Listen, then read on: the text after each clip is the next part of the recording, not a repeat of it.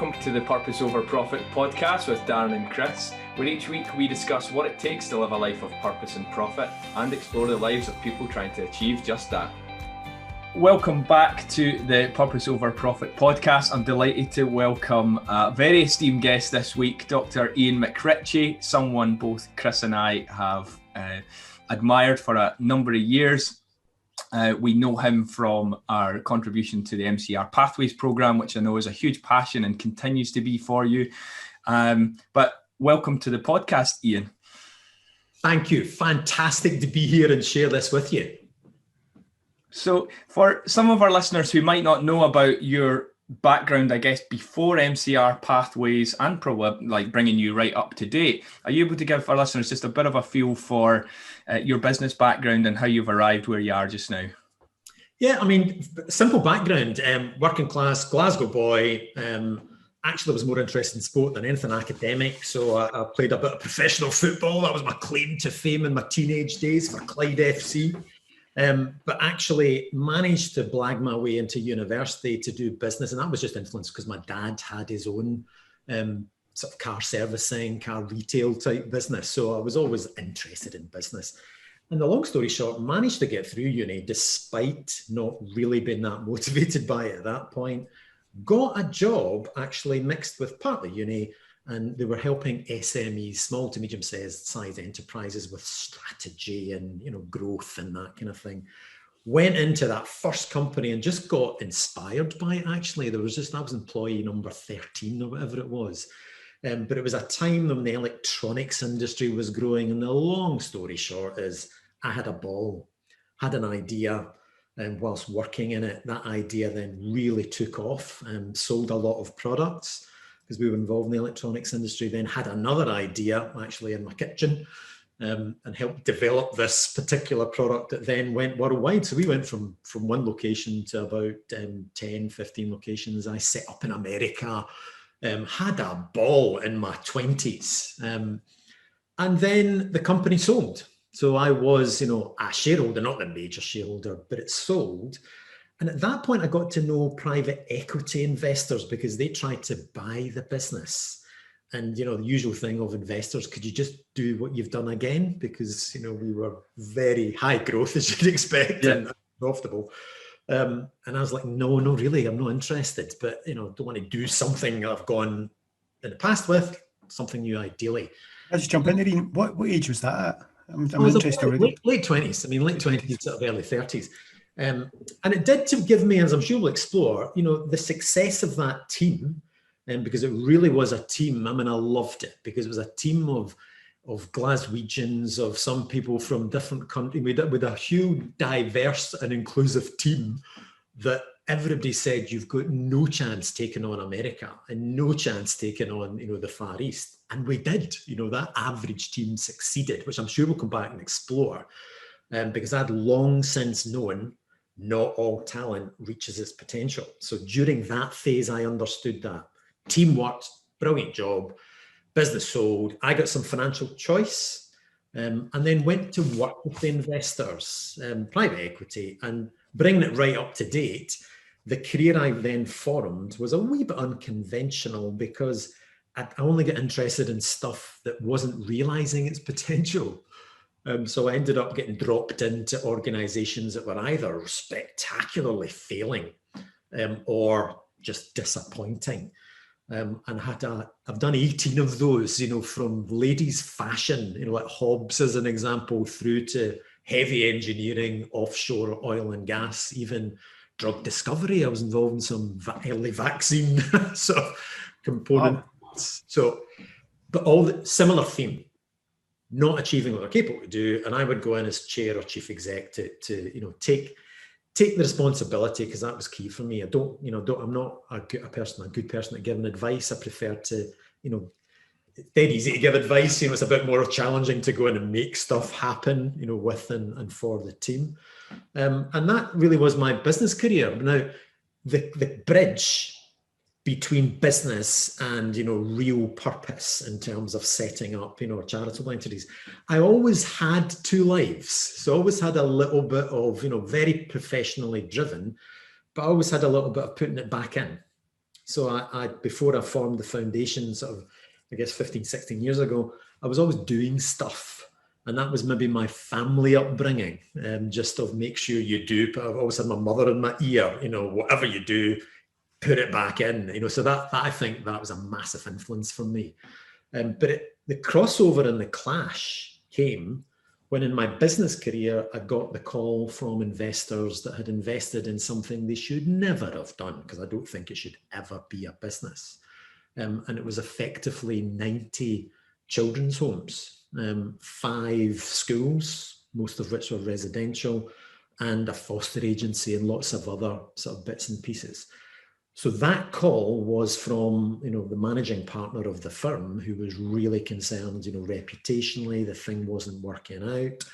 And I would never have done it traditionally at all, because I don't believe, as I said, it's a business. But when I went in and met the team, it was clearly something that was broken, that could be fixed and should be fixed, because it was doing a critical role in support of those young people. And that's what the two worlds collided then. And effectively, I came in that and I've never recovered from it, because we sorted out the organization. It took 5 years, sorted it out, did all the adult stuff of merged it, got the team motivated, got the quality radically different, and the service and the support of the young people was radically different. But it made absolutely little, if any, impact on the young people's outcomes. And absolutely no impact at all. No, I couldn't. And this is where I stand. I love dearly the people that are involved in the system, from social workers, teachers, because they're all doing the right thing, but the system's bust. And I'll give you a single example. We would, because this organization was meant to be, 8 to 18-year-olds, but it really ended up being 16 to 18, all English based. There was nothing in Scotland. Yeah. And local authority funded. So although it was a private sector business, it was local authority funded. And effectively, we would get those young people, really in difficulty. Every abuse you could imagine, and neglect. We'd work hard to get them, stabilized, feeling human, engaged in education, which I'm sure we'll come to. But then what would happen is the system would say, great job, move them to a lower cost option, or an alternative provision, or whatever the decision was. And sometimes we'd have social workers saying, I don't have a choice, don't have a choice for maybe budget reasons or whatever. So if you can imagine, you've got forget about the adult speak, you've got a young person who is feeling a sense of attachment, having been let down, and all you're getting is, move them. And sometimes it literally would be black bags, black bags off. And I'd be, guys, this is nuts, absolutely nuts. So that's what initiated, MCR Pathways, because it's like, no, there cannot be, I've done 3 business startups. So, I get the idea, project into the future and then back to the now and say, okay, can I see the steps in between? Yeah, let's go do it. For me, this was the greatest challenge of a system that actually, when you look at it, has been exactly the same for 100 years. The outcomes for our most disadvantaged young people have not changed. Yeah, and I think the quote that I always often hear you speak about with it is, being able to realize that potential, but despite of circumstance, that should be a right across the board for young people in general. No question. It's a human right, and I'm glad in some ways that the convention and human rights thing has now been put into a Scottish context. That's all nice high level, but it's just common sense. If a civilized society should give everyone the opportunity, but for those that are in care or on the edges of the care system, that is simply not the case. Systemically, it's not the case, because what the system does, unfortunately, despite having really good people in it, and I'd want to separate out the people from the system, because I think the people do a phenomenal job. It's just the system is broken, and it sucks the confidence, the belief, the basic human attachment out of those young people. So they have zero chance. It's like I keep going back to it, talk about confidence. I am not confident 100% of the time. I'm not motivated 100% of the time. Everybody has doubt. And unfortunately, at a young age, if that doubt is sucked out of you every day, you've got no chance, absolutely no chance. I guess emotionally that must have been really hard, seeing that being right at the very face of it all and seeing that transformation not happening with the care homes and etc. And then that gives you that, by the sounds of that, inspiration and motivation to create the MCR Pathways. Well, it did, and to be honest, guys, it was from failure. I look at entrepreneurs, and some of them are stimulated by the bright vision of the future.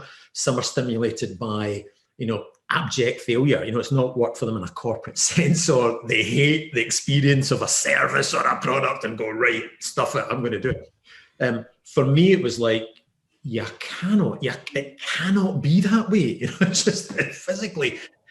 And when you drop, which is another key thing for me, when you then really drop down, and so I insist, I don't insist like on pain of death, but I say to the senior team, as we grow and as we expand, we've got over 100 employees now in MCR Pathways. It's a case of, guys, I want you to mentor, because when you mentor, you'll understand.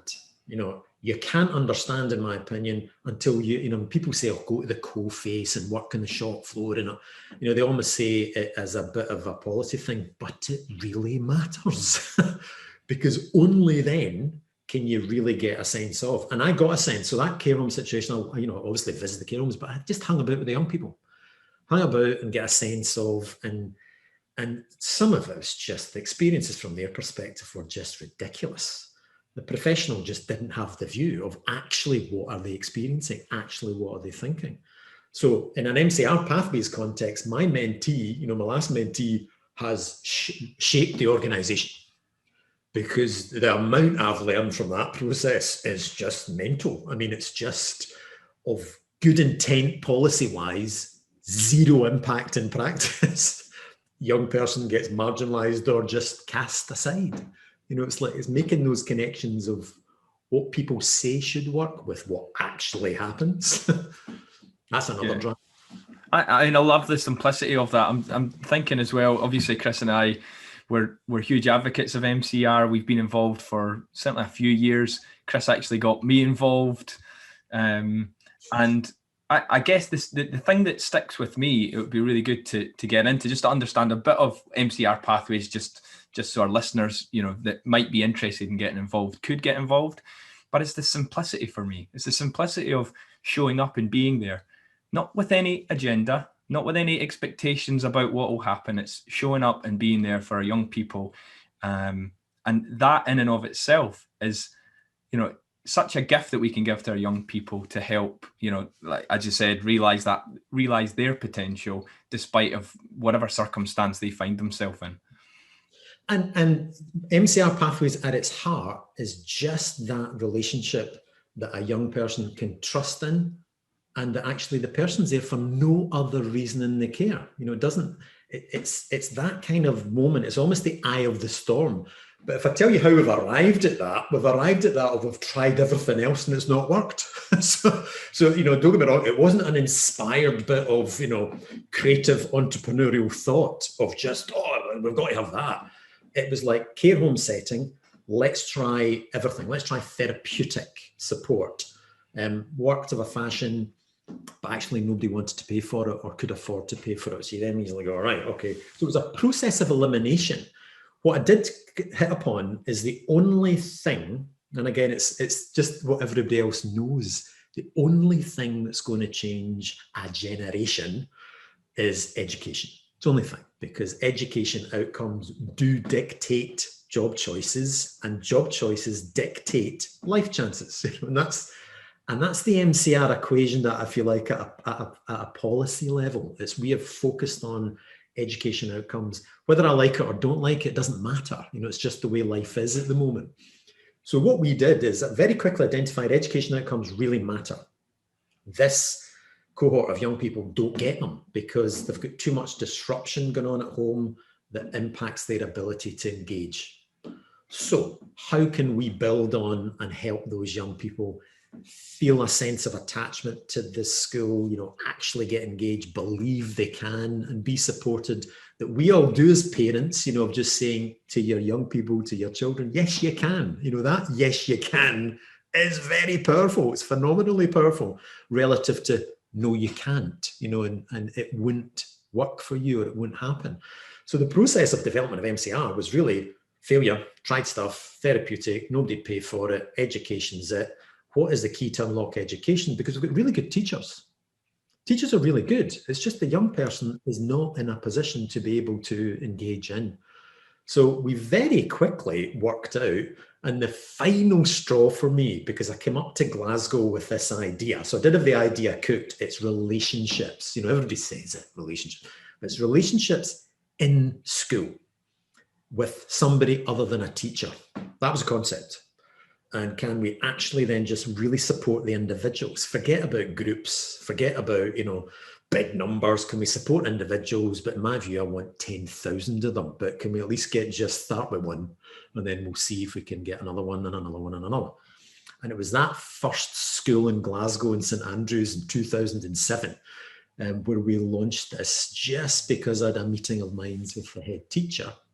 But what happened is, classic, and it's brilliant because she's coming back in as one of our first mentees that taught me what mattered in this context. I'm going to call her name out, Nicole, who I sat down after the event, after a particularly, what I thought was a really sophisticated program we had. It was all the adult stuff. It's like, we've got this intervention, I was using the adult speak. And she just sat there because I was asking her, right, what worked for you? She just sat there like that, sort of going, who is this nutter? Because I hadn't really met her, spent time with her before. And she just pointed out, said it was her, pointing to Donna, who, one of the original, if you like, parts of the team of MCR, just saying it was her. And I'm like, what do you mean it was her? And it was all the stuff about trust, cared, spent the time. And at that moment, I went, I'm reversing everything here. I'm reversing it all. We're going to focus on that and only that. And then we can build the rest in, because the rest of the stuff matters, of talent tasters and all that kind of thing. So all we do, and this is the call out to anybody can get involved in this. I mean, that's the phenomenal thing. Anybody can get involved, because what MCR does, it takes care of all the other stuff. So we have a member of staff in the school that you as a mentor can, relate to and be supported by. We've got an organization. We've got mentor hubs. We've got, lots of stuff that you as a mentor can be supported in and feel confident in. But essentially, it's spend time with a young person. Build up their confidence with a single job of go help that young person find, grow, and use their talent, because it's phenomenal talents. There's phenomenal talents. My mentee, and it's not everybody's going to go to this particular journey, but my mentee has gone from a homeless school, homeless unit to medical school. Now, it's just, you can't make that up, actually. That is phenomenal. That is absolutely phenomenal, that transformation of that one individual from that relationship. And we've got stories coming out of our ears like that. That's the kind of thing I'd love to get out of. Look, we've taken care of the complexity of working in a school, acceptance from education, support by government, support by council, with all the safety and protection and child protection, all that kind of stuff taken care of, that anyone can mentor if they care about a young person and can spend, that 50 minutes out a week in school, just helping that young person think about what could be, first of all, a better version, a best version, the inspired version of you, the imagination of what could be. Because everybody's got a talent. That's the thing. Every human being has been born with a skill. And the fun part is exploring that to try. But that's all a mentor does. And that is what transforms. No, the rest. That's what transforms. The rest of it matters, but that single moment is the moment that makes the difference. And it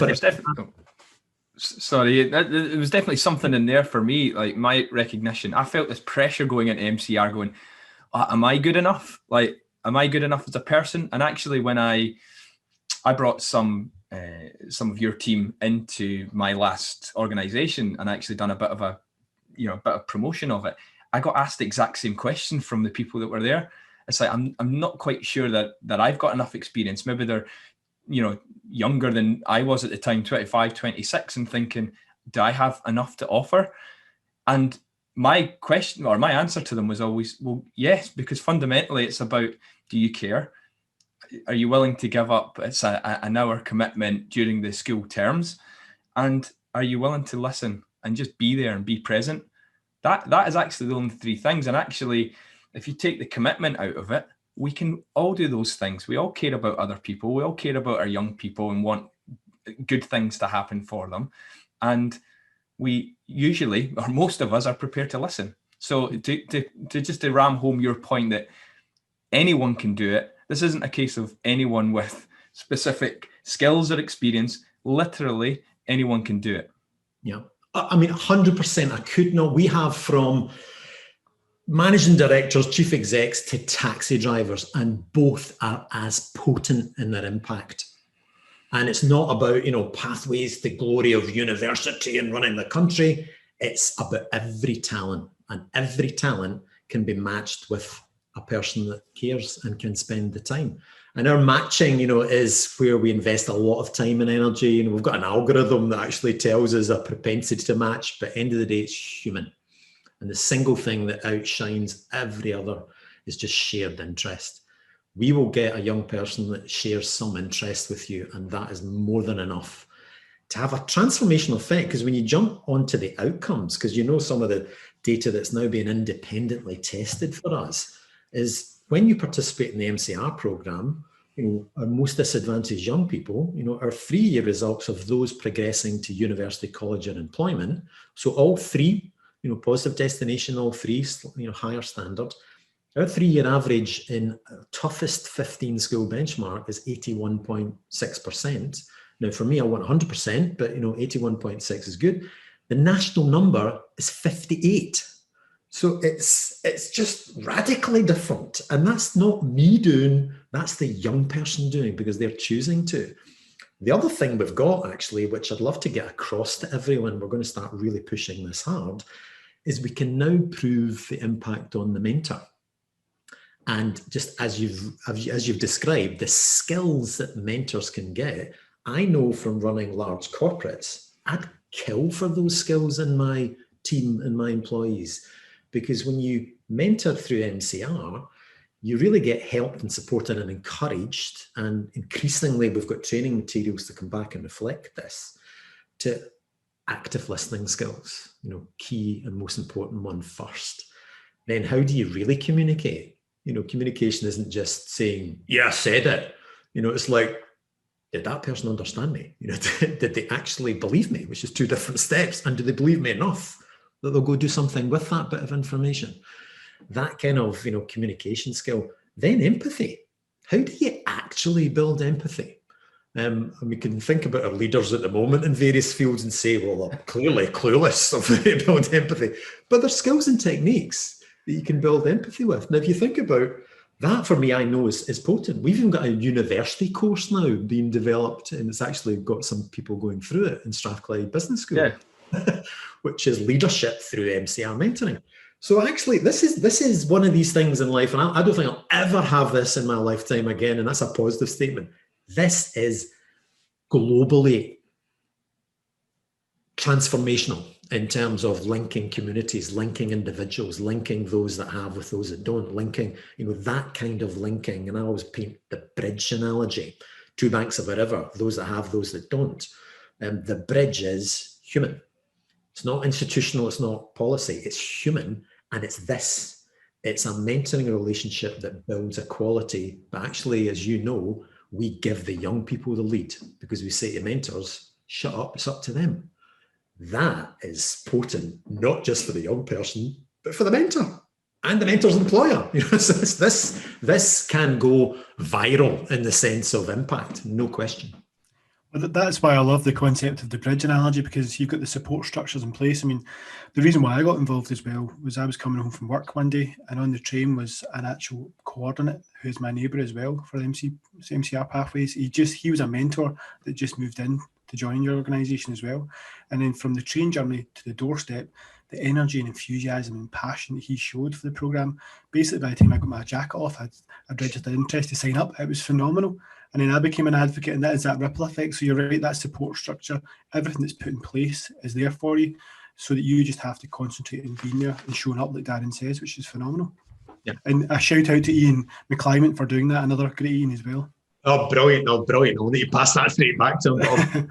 Iain, I want to just maybe move that on a bit from MCR, and just kind of, obviously the world's been in a difficult shake-up in the last year. I want to just touch on, personally, we've been out of school, so we've been detached from our mentee. We know personally, I guess, or I certainly know, you're reaching out with communication. You're not sure if it's landing. Maybe there's nothing coming back. It was great to get back in just before Christmas. But I guess in short, how concerned are you about the impact that COVID and lockdown, I guess, has had on our young people, and how excited are you, I guess, to get back into schools, very, very, very soon? Yeah, there's no question COVID has put our young people, and generally young people, back by months in terms of, their education. Much more importantly, it's fracturing confidence and belief and some of the, underlying, people call it mental health issues, but it's taken us all back, our most disadvantaged in particular. Now, for me, what I've tried to do as MCR is just give the young people, as many ways to engage, but most importantly, make sure they knew that we cared, because some of them just felt that they couldn't, engage in a way. But that's what we've said to staff. I want every young person to know MCR, their mentor, their team really care and will continue to. And we were able to, during the first lockdown, reach 2,000 of our young people. Now, it wasn't the 2,500, so it's still, 400 or 500 out there that didn't in the first lockdown. Second lockdown, I'm pleased to say we're up to over 2,200 now, so still some. And when we say reach, it's just some form of communication that they've then, because for me, communication needs to be two-way. So I need to know that they've received it and understood it. But I think, short answer to your question, COVID has been devastating. To fully recover from COVID needs what we are talking about in terms of relationships to a factor of 10 times more important. So for MCR and for mentors in their organization, and I'm pleased to say government are recognising this now, not just Scottish, but national, and others, to say, what are we going to do here? Because there isn't really just a professional policy-based support that's going to, help those individuals who need it. Generally, yes, but specifically, no. And that's where mentoring, so we hope coming out of COVID that our growth will accelerate to the extent that really should be reaching many, many more young people. But again, it's just individuals. I don't want to think about big numbers. Well, I do, but I don't want to think about just big numbers. I just want to think of lots of individuals that can get this. So short answer, guys, it's been devastating for our young people in their learning, in their engagement, in their confidence, in their social skills, in their habits, in their mental health. Mentoring can be a massive part of the recovery, because it's just about relationships again. And what I was going to say to build on that, I've seen a previous post that you've put out, or a video even, where you talk around digital poverty and the great work you guys have done to kind of bridge that gap again, if you like. And I don't know if you can explain to our listeners what you guys have done during that period of the toughest time with COVID. Well, we really had, as everyone had, in that sort of March the 16th, I think, I remember, we're going to go to lockdown. I was going, what does lockdown mean? It's a case of, for us, it was simple. We're a one-to-one physical mentoring. We're not going to be able to physically mentor. We need to get everything virtual, or at least the choices of everything virtual. And then, to be fair, we got funding, because we immediately went to our young people, tell us what you would like. We gave them the choices to say, you can contact just messages, video, text, whatever it may be, pen pal, whatever. And then we put in the infrastructure. So huge call out to the team. They were phenomenal in that moment to get virtual up and running, and all in a safe way, approved by the authorities, all that kind of stuff. What we then very quickly found out is that we were getting mixed messages coming back, to what we were hearing was being discussed in policy and government.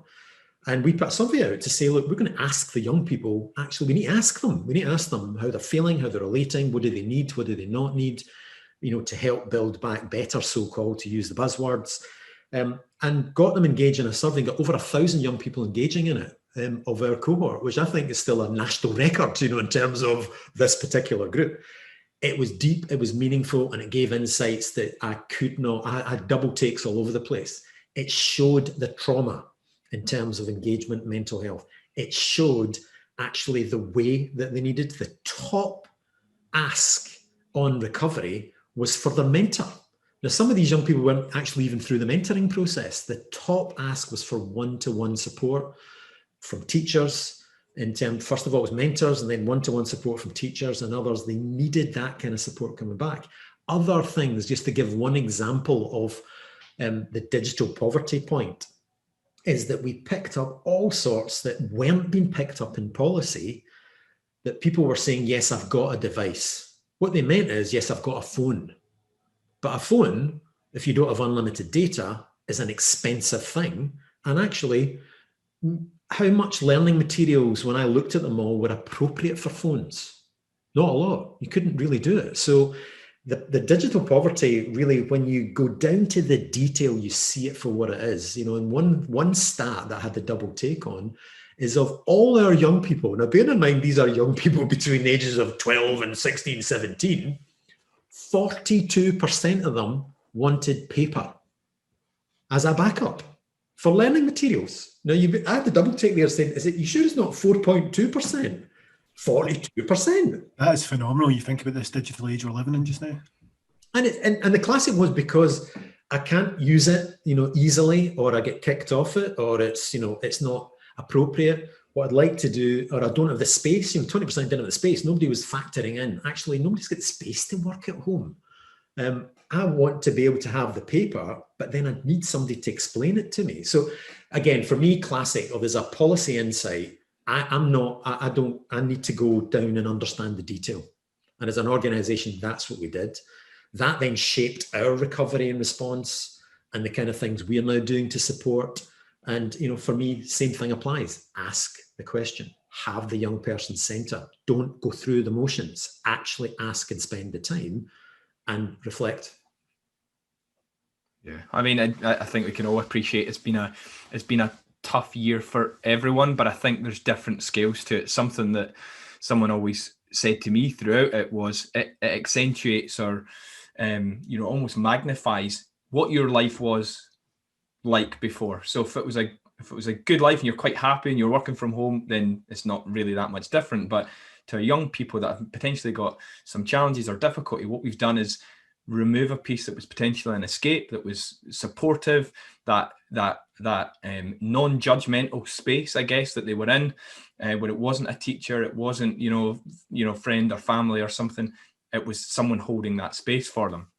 So thinking of any of our listeners here that I can't help but feel you must be inspired by this. How can they get involved? What would be most useful to you as the kind of driver of the organization at the moment?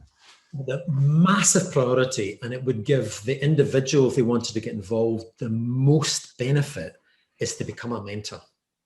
And it really is as simple as that. We are currently, across, and we've got commitments for 80 secondary schools. So we've got a full Scottish footprint now. So we're effectively started in Glasgow, but we're now Edinburgh, we're Aberdeen City, we're in town areas. So we're in Hamilton, we're South Lanarkshire, we're in West Dunbartonshire, we're in North Ayrshire. We started to bolt round commitments in Fife, we're up in Aberdeenshire, we're also in Shetland, Highland have come on. We've now got a full footprint of 80 schools, and we're looking to plan to double that within the next 18 months. So that kind of footprint gives everybody a geographic choice. Become a mentor. All you need to do is care, and you will have not just experience or make a life-changing difference, you'll experience a life-changing difference. And the contribution, if I put it in a very personal way, I've had a journey, and it's been a privileged journey. Okay, it started working class, but so what? But a privileged journey of going into an organization, coming up with ideas and financially benefiting from that. That created choice. That for me was never enough, because when you've achieved a goal, it's like, okay, what's the next thing? So I guess this feeds into the, purpose above profit. I've come through profit now. Don't get me wrong. I've therefore got the choice to be able to, spend the time on this. So I'm a full-time volunteer for 10 years. I can do that because I created those particular moments. But it was never enough for me. It had to be something that would impact. And when we talk about impact, it's not about you, it's about everyone else. It's how can you then persuade rather than actually use any power, because you don't have power. If you think you have power, you don't have it. It's all about persuading, and I wish I could educate and teach our leaders, on that basis. Please persuade, don't just say do. But that whole journey of actually getting and finding an impact and then thinking how it could sustain. Mentoring gives you that. Mentoring gives you, if I jump to the end, because it gives you a purpose. You're impacting an individual in a way that will be transformational for them for a lifetime. That is open to everybody. I mean, that's a phenomenal thing to do and experience. The challenge we have, and I guess speaking to the audience, is exactly as you've highlighted. You immediately go, wow, I can't do that. That's going to be beyond me. It's like, I don't have a skill. I don't even know, young people, what they think about just now. I don't even know what the uni system is or employment system, whatever it may be. Don't worry about it. We take care of all that. All we need is your time to listen, actually listen and hang out and actually help, and then just stimulate a little bit of thinking of what a different version of the future could be for that young person, because you will see it, and then the chance is for you to persuade them. And it is persuade, because if they tell you where to go, they'll tell you where to go. It's just use that persuasion. So my personal journey has been profit, but never satisfied by it. And as you think I've all done, it's then you go, what gives me satisfaction? Well, impact does.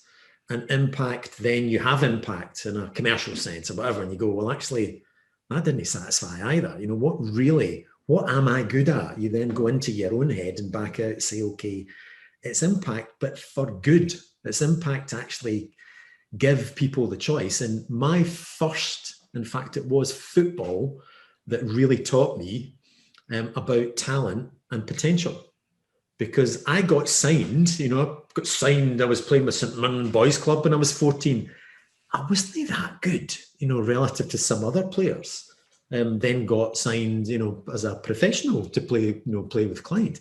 And that journey for me is I came across so many different players, and it was very vivid for me, because I was like, oh yeah, beat them. They're much better than me. I've been selected. I've been this.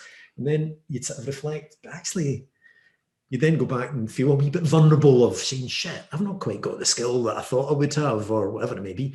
So I learned from that day, from that time as a teenager, early 20s, not every talent gets its chance and opportunity. It was just a perfect combination then as I went through, what is the purpose? Well, I do realise and can spot talent. I've got a TARDIS, by the way. I can go into the future and actually sit and visualise what could be, what might be, because this is the other, skill, I guess, of you can visualise a bit, as you clearly can do yourselves, but even with this podcast, you can visualise, actually, let's go into our TARDISes, let's go down the track, let's think what could be for good, for benefit for everyone, because again, it's a human right to have a chance. Let's go back to today and say, right, okay, it's a wee bit different to what I visualize it could be, but then it is, well, what's the steps? Let's go do stuff. I was always a go do stuff, go make things happen. And I guess what MCR stands for, as it's not names, it's values, it's motivation. And this is what everyone can have. If you think about a young person, to sign up to be a mentor, be motivated.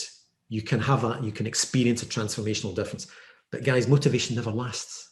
I'm never 100% motivated. And as a mentor, all right, oh, I'm not really, I'll back off a little bit, I'm not quite motivated, but then push through, because the next thing then is commitment. The C of MCR. Commitment then takes you beyond motivation.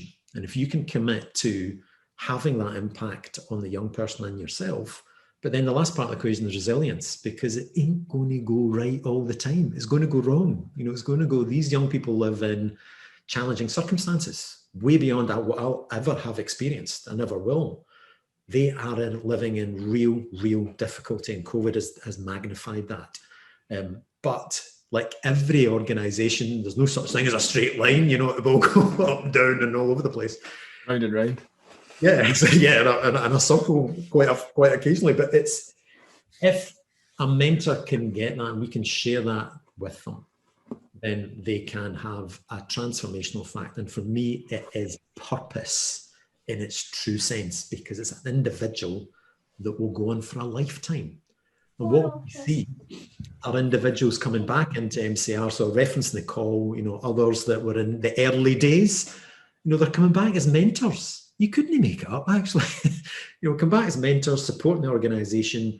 And I know the impact. And I take Liam's story as one impact. He's one of our first young people through St Andrews, 3 years behind in his education. I think he got some records from social work on request, and I think he'd something like 11 or 12 house moves, in a period that he was in late primary to secondary. So you can imagine the instability. But if I project it right on, he ended up coming out, going to college, going to university, getting a graduate job. Now he's employed, he's got married, he's got his house. His family, 2 younger sisters, came on the programme. They're both doing exceptionally well. His mum is now, that family unit, his mum has been so motivated by it. She's then taken on kinship care support of another young person in the family. You couldn't make all that up. I mean, it's like, that's the true definition of ripple effect. One young person ripples across the community. And it's a fact as well. And it's a fact as well that you're right. It's going to be generations to come that would just get passed on until hopefully we get to a point where every child has the opportunity to lead the life they want. And I think we could easily do another podcast on your story, your background, learning more about your football career. Who signed you? I think Darren mentioned it was Craig Brown gave you advice. Craig Brown told you to go to university, I heard. Is that true? Well, yeah, no. The story was he. I don't think he remembers it, but I remember it was the off season. I'm coming in, bursting in as a 17 or 18-year-old, whatever it was. I had a uni offer at that point, and what I gave him was, right, Craig, I've got a uni offer, or boss, I've got a uni offer, but I'm keen to continue to play football. What I wanted him to say was, don't worry about the uni thing. You can do that later. You're going to make it. But he didn't. He said, go to uni. What I heard was, you're rubbish. It's like, you can't be doing it. So that traumatized me for weeks. I think that's fantastic. Yeah, it's been such a good conversation. I think I had about 4 or 5 questions which you've just answered in the last 10 minutes there anyway. So I was going to obviously ask you about, what does purpose over profit mean to you? Like, it's really, really clear. Obviously I asked you about how can you get involved with MCR Pathways. I defy anyone listening to this not to be enthused by and motivated by what you've said. And something you mentioned around resilience, which I know is one of the kind of key principles in terms of MCR. Resilience can sometimes be, and our context of words can sometimes be very, very different. And I always find resilience can kind of feel like it's really tough. You're in the trenches and you're dragging yourself out of bed on a really cold morning to go for a run or something like that. But actually, it doesn't always have to be. Sometimes resilience, like you mentioned, the ripple effect, is actually, resilience is the commitment over a period of time. And actually that resilience is not forcing it. Sometimes is actually just showing up. And that's the true beauty that I think of the program that you've created, is they're actually showing up, listening, committing to it over a period of years, months and years, can have a transformational effect for generations to come. And you mentioned, Liam, there about that ongoing cycle. Who knows how many generations that's going to serve now. So I can't get across to the listeners enough. If you haven't seen it, we'll put everything in the show notes, obviously. But yeah, I can't advocate MCR Pathways enough. For 1 hour a week, I think is probably the best hour you'll be able to spend. How about that? Yeah. Thank you. And thank you so much for spending this 1 hour with us as well, Iain. It's been fantastic. No, brilliant. And listen, guys, call on me anytime, any member of the team, anything to get this out, and anything in my background, happy to share. Not a problem. Could really succeed. So, count me in.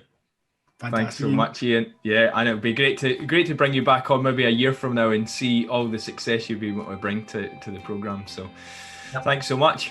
Excellent. Okay, guys. Thanks a lot. Cheers. Bye-bye. See you later. Bye. As always, thank you so much for listening to the Pop Pod this week. If you'd like to leave a review or share the podcast with others, then that'd be awesome.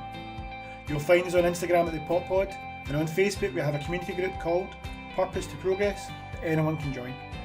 And we'll be back every Monday with a new episode, but until then, stay on purpose and we'll see you next week.